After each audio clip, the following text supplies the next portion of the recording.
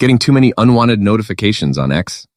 In this video, I'll show you how to mute notifications on X and reduce spam or distracting alerts in just a few simple steps. Let's get started. First, open the X app on your phone. Once you're inside the app, tap on your profile picture in the top left corner. This will open the side menu. Now, scroll down and tap on Settings and Support. Then select Settings and Privacy. On the next screen, tap on Notifications. Here you'll see different notification settings for your account. Now tap on Filters.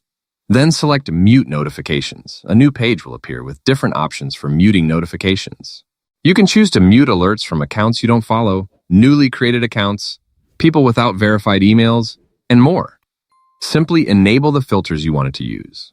Once done, unwanted notifications will be hidden automatically, helping keep your notifications cleaner and less distracting. And that's it.